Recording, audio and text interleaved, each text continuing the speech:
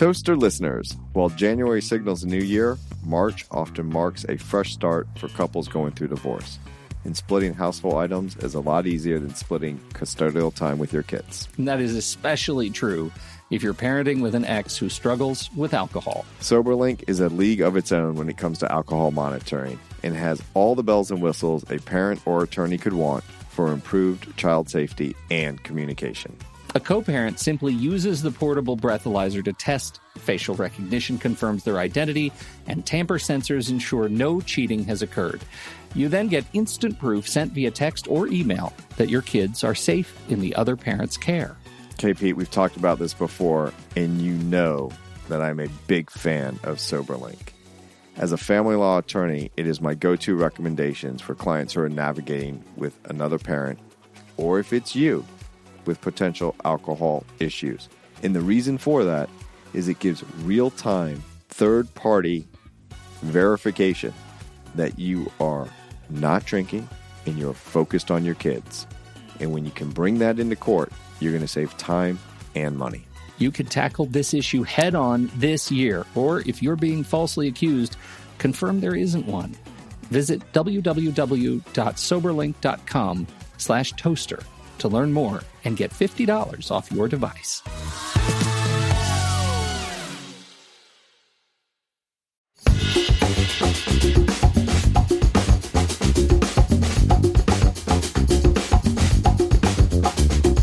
Welcome to How to Split a Toaster, a divorce podcast about saving your relationships from True Story FM. Today, we're putting your toaster back to work.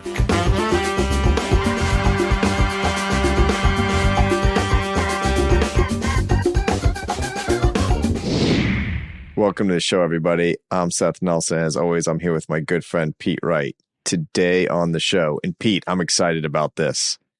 We have an international best-selling author of 11 books. We have an award-winning speaker. We have a Guinness World Record participant. And we have an expert in recruitment and placement who has helped over 11,000 people find a job they love in under 3 months with a 90% success rate. Now, people on the live stream are like, what are you talking about? Those are 4 different people. But wait, it's not. We knew what you were thinking. Don't worry, they are not 4 people.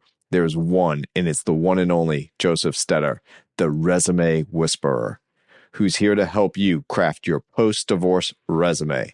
Josef, welcome to the Toaster. Thank you very much for having me. It's an honor and a pleasure. I think after an intro like that, there's only one direction for this show to take. Seth, it's the Guinness, right? It's the Guinness World. Of course it is. Yeah, of course. What are you doing? And here's the thing about this that you don't know about me, Pete.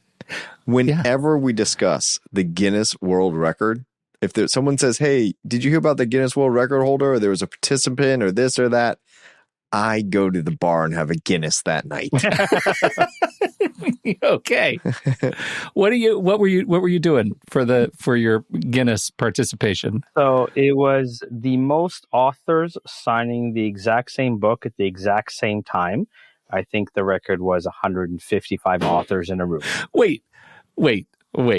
One book? One book. So we each got a copy of the same exact book. So it was a book of all 155. We basically created a bio and a short kind of insights for somebody. And then the publisher printed 155 copies. And the Guinness measure was to measure that we all signed it in the same, let's say, 10-second time frame at the same time kind of thing. That is the most bizarre record I've ever heard. It's a record nonetheless. It's a record. You're in on it. Wow. And so I got to ask this right off the bat, Josef. On your resume, do you put that at the bottom as like the hook to get someone to talk to you about during an interview?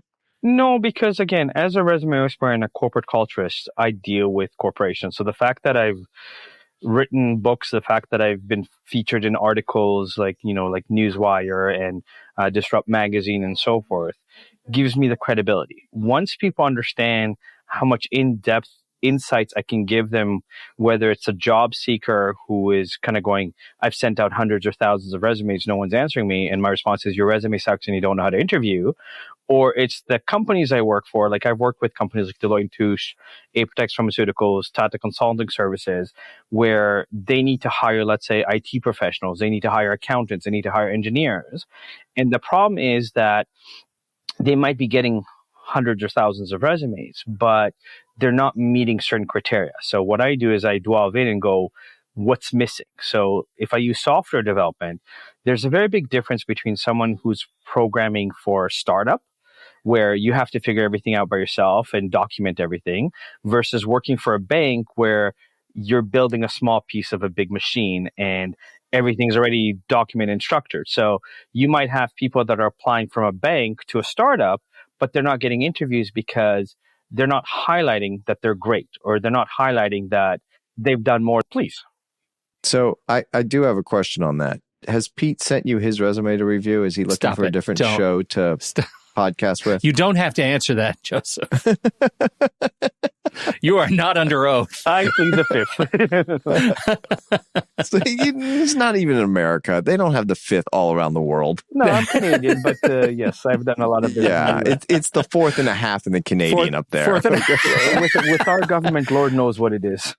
Yeah, right. Well, this gets us to obviously the point of this show. I mean, we're talking to people who are post-divorce, and I think you said it right. There is.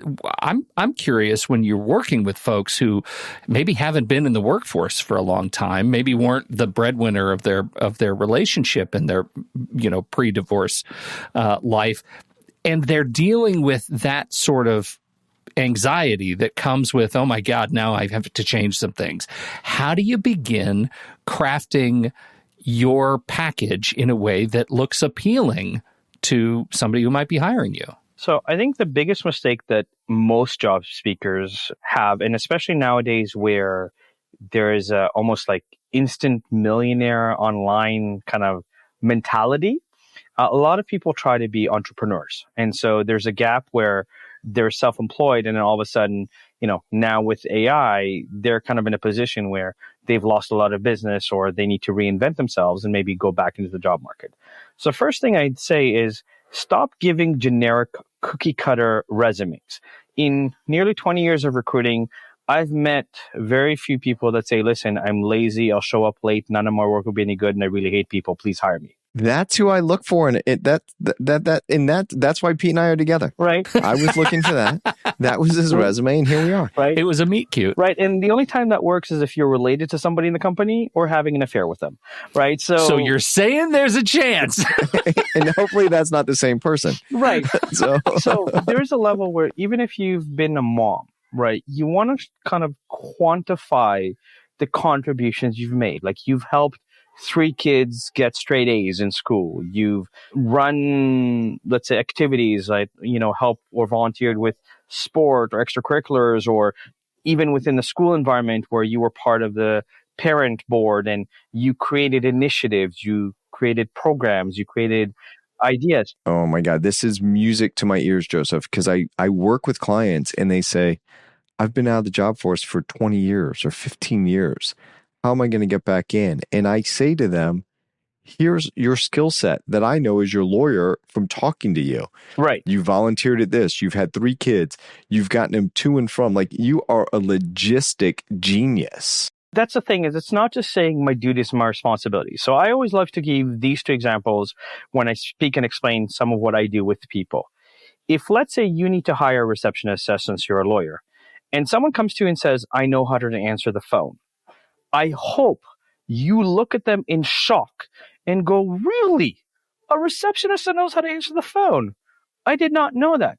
Because unless you live in an igloo, a cave, or practice the faith of Mennonite, where, you don't believe in technology, there, at least in North America, anybody can press the green button and go, hello, how can I help you? My 3.5-year-old daughter knows how to do that. Right? Yeah, I did not hire her. She applied. Right? But if someone comes to you and says, I know how to answer 60 calls a day with 12 different lines, I can measure 60 calls a day with 12 different lines, I cannot measure I know how to answer the phone. Now, if I use an example from my own career, I can say I'm an excellent salesperson. I know how to do B2B, B2C, account management, relationship building, lead generations.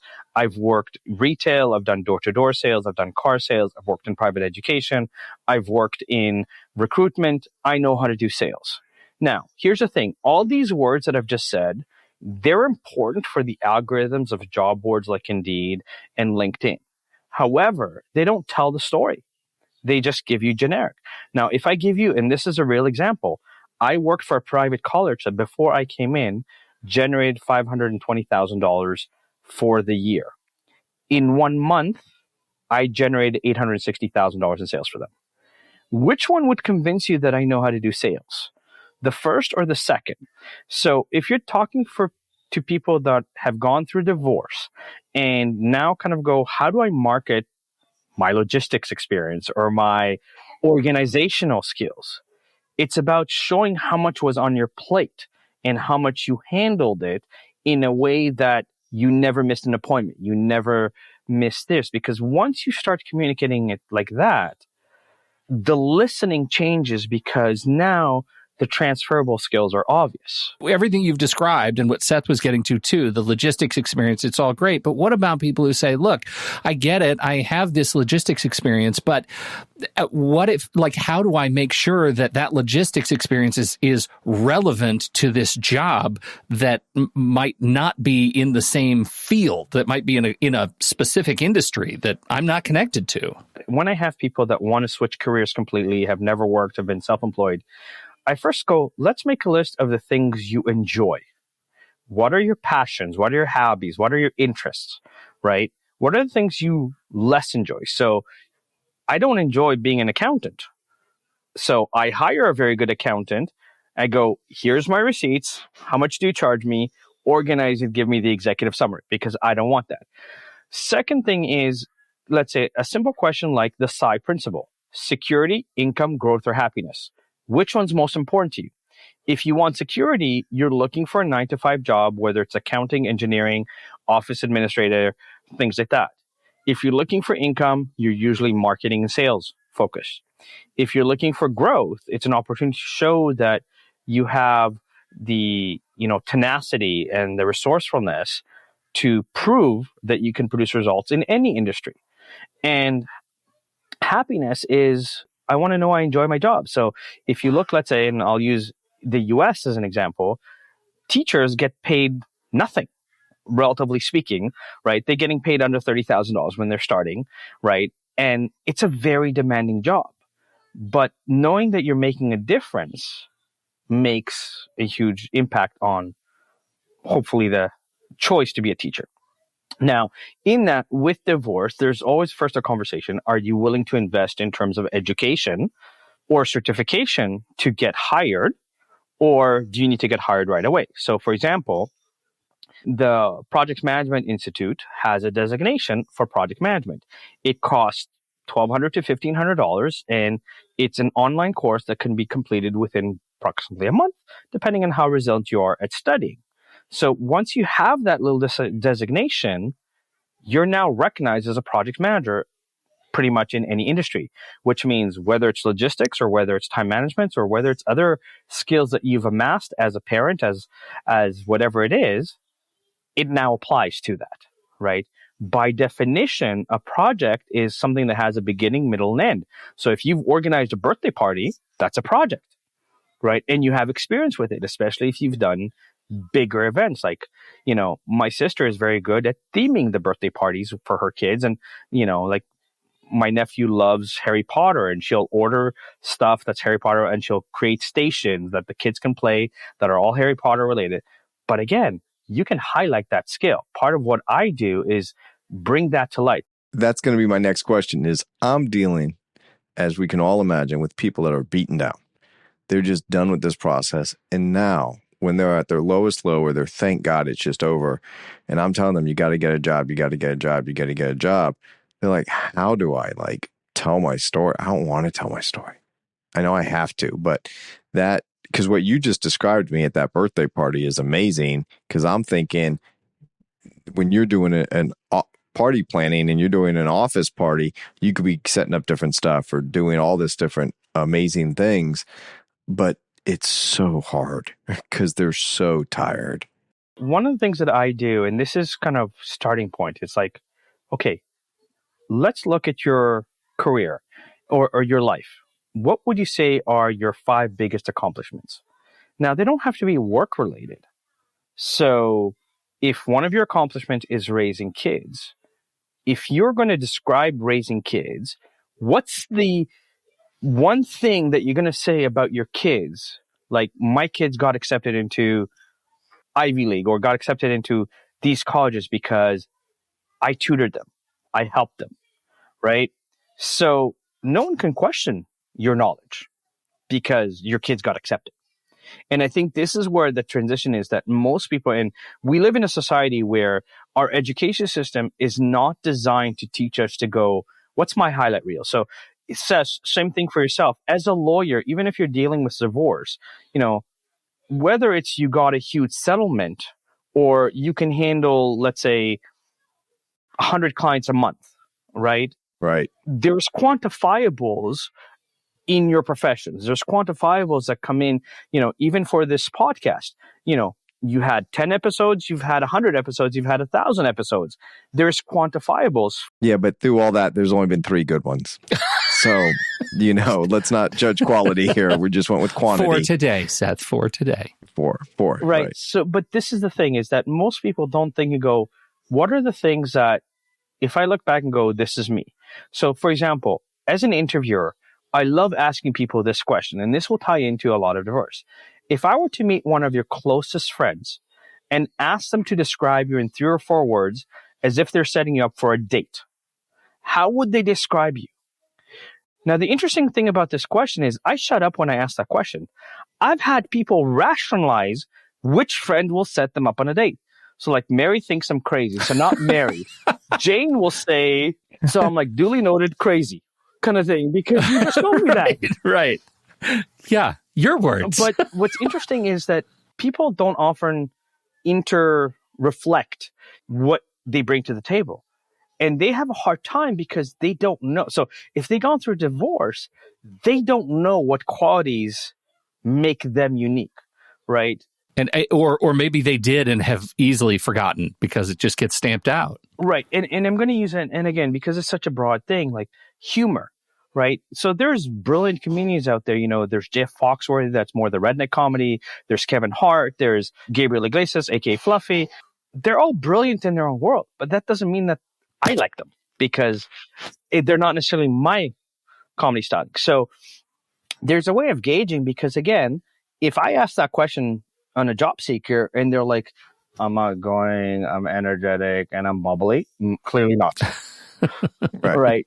But what this question does is it forces, let's say, someone who's divorced to go, wow, if I started dating right now, what would I want, let's say, people to know about me? Yeah, boy, I'm not going to ask that question because they're like, I'm done dating. But I get the point. It's a perspective setter. Is where is your perspective? Like, where are your strengths? What can you bring to the table? And then take that skill set or sets and explain it in a way that is going to, and I think this is the key that you said, and I really don't want to miss this point, to get the interviewer, to get the person who you're talking to listening. They hear it in a different way. When you quantify it, when you say, this is how I can do this. And I have a really good example, Joseph, and I want to get your input on it. We were actually hiring for a receptionist. And when I get a resume, the first thing I do is I look at the right side of the resume where people typically put how long they've worked at their previous positions that they put there. And if they're moving around every year or 2, I get really nervous. I probably don't go further. On the right side, this guy had been at the same employer for 15 years. And I looked to the left to read where it was, and it was at Busch Gardens, which is an amusement park, and they have animals and stuff. The last thing he did was work with the elephants. And I thought, okay, this guy's been working at this job for 15 years. This is interesting, but does he have any transferable skills? That's where my mind went. Mm-hmm. And he had a cover letter. And in the cover letter, it said, people's first impression is made up of you in the first 7 seconds. And I imagine the receptionist position is really important when someone's calling to talk to a divorce attorney and how the receptionist presents that firm. And I was like, oh my God, this guy might be the elephant whisperer, but I have to talk to him. Right. First off, no one's sending cover letters anymore. So he was one of the only ones that did that. And second, he got me. And I will tell you, Ken has been working for us for a long time now, and he's gotten 2 promotions. He's phenomenal. He's smart. And I tell this story whenever we're interviewing a new receptionist, because every receptionist we've had has gotten promoted in the last 3 years. Look, and that's amazing. And here's the thing. Sadly, 98% of companies these days don't read the cover letter, because the cover letter is semantics, where most people kind of write, I'm really hardworking, dedicated, committed team player with excellent communication skill. I saw this job posting, and there's very little originality or creativity, right? Right, where Ken's was original. I craft original cover letters that gets people's attention very quickly, first of all. Second of all, there's a mentality here where, and unfortunately, this is also for divorce, where they do so, like stay-at-home moms or dads or whoever do so much for the house that we often dismiss the amount of things, and we don't give credit where credit is due. That, let's say cooking 3 different meals takes time. You said something really important just a bit ago, which was nobody's reading cover letters because, by extension, we've got AI looking at your resumes and picking the people who get interviewed. So how can you guide these people who are trying to get back in the work, specifically these people who are trying to get back into the workplace, to get past the robo resumes, the filters? How do we do it? Easier than you think. And I'm going to share an example, and I'm going to share then strategies for this. So I had a friend that graduated mechanical engineering, and when he graduated, entry-level jobs required, 5 years of experience, which he didn't have because he just graduated. So after sending out 100 resumes and not getting a response, he printed about 25 resumes, chose 25 companies that he wanted to go for, showed up at the first one at 9 a.m., said, I'd like to speak to the director. They looked at him and said, do you have an appointment? He said, no. They said, he has meetings all day. He said, okay, I'll wait. And he sat there till 2 p.m. At 2 p.m, the director finally came and said, I understand you've been waiting for me all day. How can I help you? My friend said, I know you're not hiring anybody, but I want to come and personally introduce myself. I just graduated as a mechanical engineer. Here's the projects I worked on, and I think I'd be a great part for your team. They ended up having a 5 to 10 minute conversation, and he was offered the job on the spot. So if you've ever read Think and Grow Rich, do that little bit extra. So if you apply for a job on Indeed, one job posting on Indeed will get you between 350 and 5,000 resumes. Most companies look at the first 100. So if you're 101, how do you change the algorithm? So the first thing you can do is, even though most job postings say, don't call us, we'll call you, call them and say, you know what? My battery just died just as I was pressed send. Can you confirm that you received my application? Or my internet's been wonky all day and it disconnected when I pressed submit. Can you check that you received it? Or I never got a confirmation of my application. Can you please check? The moment that HR checks if your resume or application went through, guess what? You're first on the list. Now you have 2 minutes to give your elevator pitch where you can go, here's 2 things or 1 thing that you need to know about me that would make me great for this position. So using Seth's example of, that first 7 seconds, I'll make an impression that everybody remembers, right? It will plant that seed for him. And then the third thing that you need to do is go, when are you starting to interview for this role? So if Seth says, I'm interviewing in a week, say, if I don't hear back from you in a week, Seth, can I call you back to get some feedback on my resume on what I can improve or change so that I have better chances the next time? That's the first thing that you need to do. So second thing is be proactive in terms of physically go to the companies and stay there and try to speak to somebody. So this all falls under, you got to get out from your computer. You got to call. You got to show up. It's the human contact as much as you can. Right. So AI, again, depending on which platform, sometimes it measures the formatting of the resume. Sometimes it measures now. We've been taught for the past 40, 50 years that we need to fill our resume with action words: manage, direct, liaise, coordinate. But the algorithm of the job boards doesn't measure that. It measures the technical skills associated with the job that you're doing. It's just doing like a keyword filtering for exactly what they're looking for. Right. So if you're doing accountant, you need accountant, accounting, financial statements, general ledger, reconciliation, because those are the words that are being scored on the algorithms, not manage, direct, liaise, because those are more to sell your story. Gotcha. Yeah, that makes a lot of sense. Yeah. A lot of people in going through divorce will go, well, this is so small and insignificant, it doesn't matter. But that could be the most important thing to the company that's interviewing, because, Seth, in your example, the fact that this guy who worked with elephants and this said the first 7 seconds is the impression that you want to leave. He hooked me. Right. But there's a level where in that you can create here's what you need to know that's different. Here's why me. So let's take past the resume, because that's step one. Let's talk about the interview. Now you're nervous. You haven't been on an interview. You've gone through all this stuff. So common mistakes, common things people should be focused on in the interview. I'm going to give you a few of my simple rules. I have 7 rules to wow any interview and kind of ace the interview. Number 1, come in with confidence that you already have the job. Okay? If you've ever worked anywhere and you've been promoted, they don't come to you and say, Pete, tell me about yourself. They say, Pete, you're doing a great job. We'd like to give you a little bit more responsibility, a little bit more money. Are you interested? Right? So come in with that attitude. Second, smile. 95% of people forget to smile during an interview because they're nervous. Wow. Because they're terrified. Yeah. Smiling will help release endorphins that creates more of a conversation rather than question, answer. Even though the interview still needs to follow a certain format, we're just like this podcast, we're having a conversation versus, okay, answer this question kind of thing. Right? Now, this is probably the biggest takeaway that is. Most people focus on their duties and responsibilities. So in the examples I gave earlier, I know how to answer the phone. I don't care. And when I say I mean most employers. So I need you to quantify. This is where your interview should answer one of 4 things. So what? Who cares? What's in it for them? Or what's the end result that you produced? So I know how to type. Who cares? I know how to type 100 words a minute, and I can create the documents for you faster and better with 0 errors.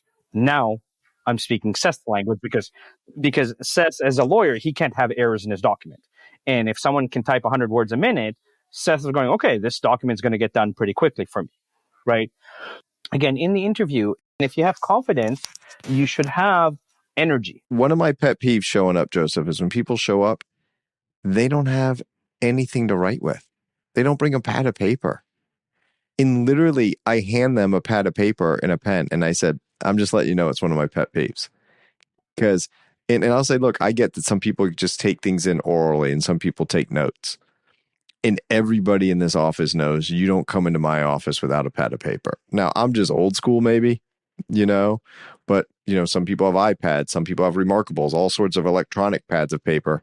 But there's just some basics like that we have to remind people to do as well. Again, I think we've become so far to the left and dependent on technology that we've forgotten the human factor. So even on the corporate side, executives will look at a spreadsheet and go, we need to make this number better. They forget the human factor. They forget that humans need the water cooler conversations where mentally they get a break from what they're doing and talk about TV or music so that they can go back and focus. Even if you look at big companies like Amazon and the expectation of you need to be this efficient, like, yes, there's robots to do some of the work, but if all you're doing is pushing the number, one of my favorite TV shows is Undercover Boss. I always love at the end of the show when the executive goes, oh my God, I should speak to the people that work here. I just learned something amazing. Right. And we've become so removed from that. And now, like you said, AI can write, ChatGPT can write your resume, and it can be a decent resume. But ChatGPT is programmed to write what is standard out there. But if you're writing what is standard, you're not going to stand out. Yeah, humans hire humans, right? Ultimately, somebody's going to sign off on you. They have to see you and talk to you. Right. And as a divorce lawyer, I've never met anyone that read a profile goes, oh my God, I'm marrying this person without meeting them, without talking to them, without spending any time with them. Oh, you'd be surprised, Joseph. It's called 90 Day Fiancé. That's a whole other conversation, but I'm just saying. I've got another question. I've got a question about we'll call it from a marketing perspective, right? Understanding your demographic. Is there any logic to coming out of a divorce, needing to get back in the workforce, to shooting for different size companies, like maybe, offering your services to smaller companies, to, let's say, small to medium-sized law firms, or, somewhere where you can directly relate to someone, where a job, is posted, where you have a direct contact rather than a fill out this form and wait? Is there logic to that, to making those connections? I think it depends on what you're interested in doing. The advantage of smaller companies, it's usually more family oriented. There's more of we support each other. The bigger the company, the more you become a number in it, right? And the more you kind of get lost in the shuffle. So the process of getting promoted might get harder. But at the end of the day, you have to understand that larger companies have more systems in place. And so you might get passed because you don't meet X and Y, like you haven't worked for the past 5 years in an organization. Whereas in smaller companies, just like Seth mentioned, we'll look at the details in a little bit more time and energy. Today, there's an expectation that people will have breaks and that there'll be turnovers. In universities and colleges, students are taught in business to work for a company for 3 to 5 years, leave on good terms, go see if the grass is greener on the other side. And then if it's not, a year later, come back. When you come back, you're more likely to get promoted and get the raise that you've been seeking, because the company you left will appreciate just how much work you did, right? I can tell you right now from my own experience of both the clients that I coach as well as on the recruiting side, that as much as a lot of organizations are saying, ooh, let's hire new graduates because they're cheaper, because they just got educated and they're cheaper, you cannot substitute the value of experience.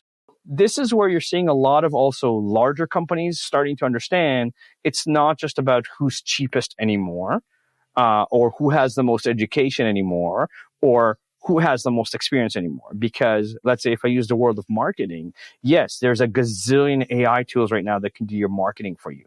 But to have a human that knows how to connect with people and tell a story is so much more valuable, because you don't sound like this in your video. And Joseph, exactly what we do. Like, we had a little advertising that we did, and then something went wrong. I won't bore you with the story, but they kind of called me and said, oh, we can do this, this, and this. And it was pretty abrupt. It was an email, actually. And I called them up and I said, we can make this very transactional. We had a contract. You didn't fulfill it. This is what I can do. This is what you can do. Or we can sit down and break bread together and talk about having a long-term relationship. They were floored. They're like, oh my God, when can you come out? Let's do that.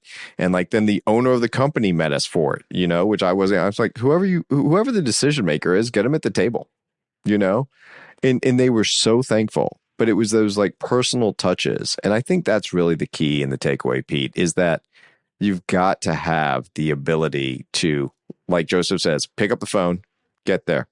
And someone who's a divorce that's been stay at home or whatever, like, let's break bread. Let's let me make you some, like, how rare that is as a, like, hey, let me bake you something and bring it, like it sounds funny, but it will be remembered. It'll be standing out. But I think part of that bringing something is, the way I looked at that is like, hey, that's an impact on the culture. That, like, how am I going to positively impact the culture? And I think that's the connection where people need to understand, like, listen, I can make a janitor sound like a brain surgeon. It's just a matter of choosing the right sequence of words and then quantifying the results to kind of show here's value. Understand that Eminem said it best, like, I am who you say I am. You exist in listening. If I tell you a joke and you're not laughing at my joke, I'm not funny. If I think I'm smart and you don't listen to me as smart, there's a disconnect. So anyone that's gone through divorce, the first thing is, make a list of what you're really good at, whether that's baking, cooking, cleaning, organizing, and then go, okay, organizing. How would that apply in a job environment? So where do I need to be organized? How can I demonstrate that my organizational skills will make sure that, let's say, if I'm being hired as an administrative assistant, no task will be missed, that everything will be recorded, everything will be functional. And it's just writing statements that says, here's why I'm brilliant at this, right? Or here's how I do this in a different way than most. Here's why I'm relevant. Right. And it's not just I know all these tools, right? My accounting clients tell me that millennials today have learned how to memorize a textbook. But the ones that get promoted to become partners are the ones that A, know how to communicate, and B, think outside the box. Outstanding. Joseph, we got to wrap it up. This has been that is a wonderful last point to bring us home. What an interesting conversation. And, as somebody who's been out of the job market for a long time, I learned a lot. I really appreciate you coming in and helping our folks. Where would you like to send people to learn more about the work that you do? Josef Stetter is my name on pretty much all social media platforms. Nice and easy. I'm most active on LinkedIn. But I am on Facebook, I am on Instagram, on TikTok, and so forth. And again, there's a level where the fastest I've helped people land their dream job is 2 days. And it's about reprogramming, first of all, their mind in terms of highlighting how great they are and what they have to offer. And then doing that little bit extra that no one else is doing to get noticed, to get hired, right? And when you do, anything is possible. Perfect. Josef Stetter, thank you so much for hanging out with us. We sure appreciate you being here and shouting out to our audience and helping them get back to work. And now we're turning to a listener question. Listener question. Seth, I've got a listener question, and this is possibly my favorite. How can you pick your favorite child? But this is my favorite question. Well, I don't get to see them ahead of time, so now I'm really excited. This question comes from Matt Gehring, who says, oh my God, you're already laughing? Yeah. Come on. I heard, says Matt, I heard ChatGPT pass the bar exam. Why do we even need you anymore? Nice. I heard ChatGPT pass the bar exam. Do you use any AI in your firm? Do you think there's a way for AI tools to support me as someone getting divorced in my own case? How so? Thanks. Okay, well, I want to congratulate ChatGPT on passing the exam. So first off, you're very kind to offer the robots such a kind word. Do we use any AI in the firm is, I think, the first question. No, we do not. Okay. I will explain why in a minute, but I think the next one, is there a way for me to use AI tools? And if he's representing himself, there might be. I don't suggest it. There was a lawyer, I forget in what jurisdiction, who was sanctioned by the bar for using AI, and AI quoted to a case that did not exist. There have been 2 now. Have there been 2? Yeah. No, so it's not pretty. You're ahead of me. Yeah. So no, I would not use AI. When AI was first coming into vogue, my son said, we're not allowed to use ChatGPT, and he was in high school. And I said, what is that? I'm the old guy. There's something new. Let me know. And we tested it. And I asked it how does alimony work in Florida? And it came up with a very generic answer. So that was not something that I felt was helpful, because you had no way to source where the information came from. So if it was wrong, how did you know? Right? So it did help where it cited to a statute, but then you got to go find the statute. So I think with a little digging, you could find where the law is as far as the statutes. Getting the case law is much different. There's no way AI is going to help you for the things that aren't on the internet. Like, how do you schedule a hearing? What number do you call? Who do you email? How do you work your case through the process? There's all this other stuff that we do in a divorce firm or any law firm that deals with litigation or transactional work that it is impossible in my mind for AI to know, because it's just not there. And when it is, and then you get a new judge assigned to your case, maybe things change. I love it so much when we have on the record you saying things like, there is no way that this thing is going to happen when speaking about AI. I'm not saying you're wrong today, but I look forward to raising a glass to this episode in a year. Well, actually, now that I'm thinking about this, I have to correct my answer. We do use AI in the firm in one spot. Yes, we do. I forgot about that because I was thinking legal. Go ahead, Pete. You tell it. Well, we do have one tool, and it's a tool on our website from our partners at Twinbox. And it is, when Seth said, there's no way to source where the information is coming from, this is a tool that allows you to essentially interview our podcast. So if you visit howtosplitatoaster.com, there's a little box that says Ask Seth and Pete right at the bottom.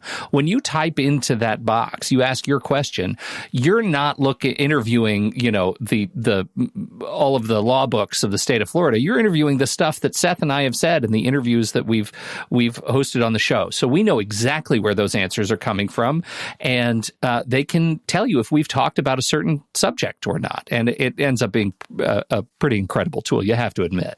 Oh, I thought it was amazing because it was really our words, and I knew they were right, or you corrected me when I was wrong, I should say. But all that being said, here's the other thing that I know AI cannot do. It cannot represent you in court. It can't take the phone call when your kid isn't getting off the bus.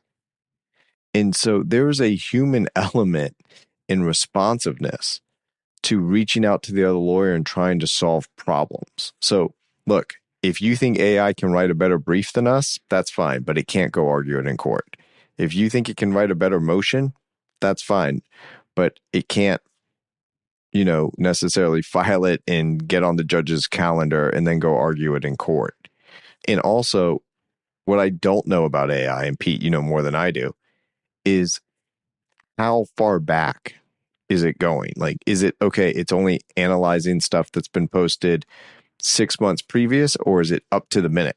Because, look, as we all know on this show, Florida law changed on July 1st, 2023. How long does it take AI to catch up? Yeah, and all the, when we say AI, we're talking about essentially a bouquet of different models from all the big tech firms right now. And so they all have different sort of dates of completion. And you have to understand that in order to really use the tool. I would say, and I your feedback welcome. If somebody uses AI to create essentially a divorce plan that says, hey, work me through the process, AI. What are the things that I want to make sure I don't forget? And essentially gives you a checklist of things to walk in and talk to your attorney about. You'd welcome something like that, right? To give you something to respond to. 100%. The first question I always ask everybody on every potential client is, what is your goal for this conversation? If they said for you to answer these questions, I'd be thrilled because I know that I'm serving what they want. But my question is, when it says, give me the plan, and they print out a plan, is that their plan? Or is it just AI said, this is a generic plan, and then it's up to me to say, okay, where did you get these questions? Oh, I did AI. Okay, well, how much are really important to you? Here's a different way to approach it, right? Exactly. Yeah. I think that's a really great way to approach the tools, is to say, look, this is not going to be the end all be all response, but it is all of these responses are a work in progress. Do not take them to court without vetting everything by your attorney, because that can really mess things up for you. Fair? All right. Well, yeah, great question. I was wondering why you're cracking up. Now I know. Oh, I love it so much. And now we have you saying this will never happen so many times on this episode. I think I'll create a rap video. Yeah, and it's just okay. you over and over. I'm going to slip Andy a Benjamin and have him cut all that stuff out. We're good. Thank you so much, Seth. And thank you so much, Matt, for sending in that question. We still have these questions stacking up, and we're very excited to continue to chip away at them over the course of this season. Want to get your question in there? Just head over to howtosplitatoaster.com. There's a submit a question button, and if you hit that button, it'll give you a form where you can fill it out. You can give us your name and your email address and your question. That's all great. And you could also use the box. Use the Ask Seth and Pete box. Ask a question there. All transparency, we can see the questions that you're asking on our end, and we would love to get some questions that way too. So thank you. On behalf of Josef Stetter and Seth Nelson, America's favorite divorce attorney, I'm Pete Wright, and we'll see you right here next week on How to Split a Toaster, a divorce podcast about saving your relationships.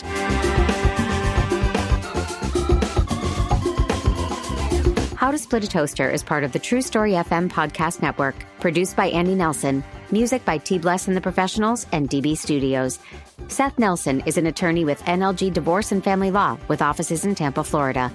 While we may be discussing family law topics, How to Split a Toaster is not intended to, nor is it providing legal advice. Every situation is different. If you have specific questions regarding your situation, please seek your own legal counsel with an attorney licensed to practice law in your jurisdiction. Pete Wright is not an attorney or employee of NLG Divorce and Family Law. Seth Nelson is licensed to practice law in Florida.